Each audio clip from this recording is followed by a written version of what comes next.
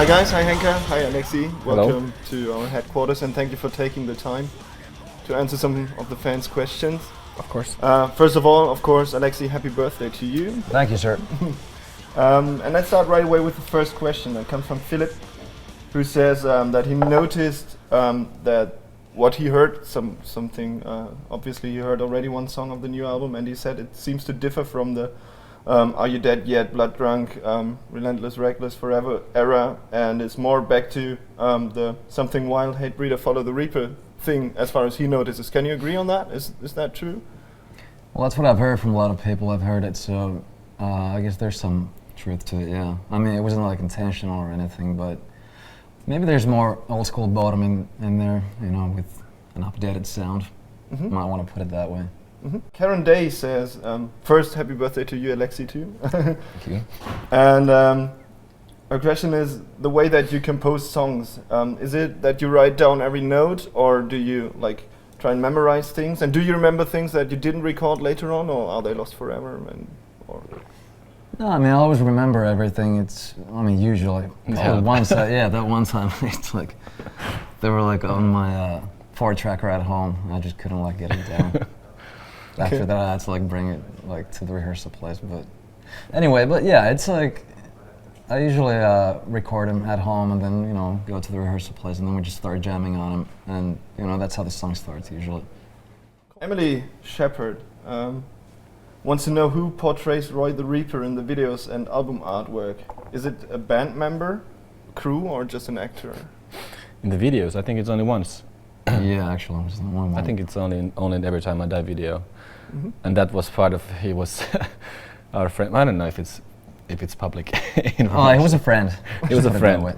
Okay. And in He was the Reaper. He was the real deal. Fabio Gonzalez Romero says that you, Alexi, mentioned that this record will have among the fastest and also slowest songs in the Bodom catalog. Can you expand on it? Why did you decide to take this direction?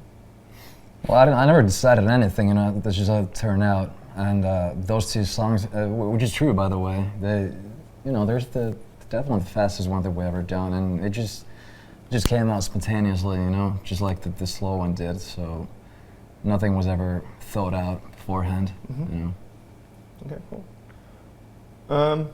Vincenzo Capone wants to know, well, he really likes your guitar style, and he wants you to suggest him some tips that you use to incorporate into some of your own personal technique and style. Is there something specific that he could practice on his guitar in order to become as good as you? Chicken picking.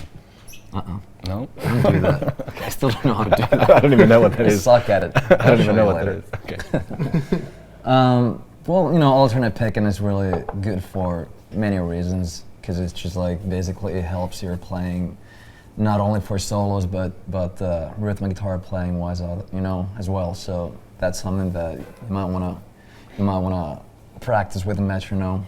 So it's a basic thing. It's kind of boring. Can be boring, but it's very important too. Cool. Same person wants to know from both of you, what are your favorite hobbies outside of music are? Cars. Football. Cool. Jonas Baskemey Eriksson wants to know which bands got you both into metal. What was your first bands to start? It was a long time ago, but Yeah. I remember hearing the first Wasp album that my sister was playing it for me, and but you know, it all started from you know, more like hair metal, glam rock, you know, from like Poison and stuff like that, and then it got into like Skid Row and Guns N' Roses, and then it got to heavier direction like Metallica and Anthrax, Slayer, Sepultura, you know. Then from there, you know, it got more into death metal and black metal. I remember very clearly that when I heard first time the Pantera's Vulgar Display of Power, and then at the same time, approximately, was Seasons in the Abyss from Slayer. I think those were the most important ones. So the real classics. Yeah. Cool.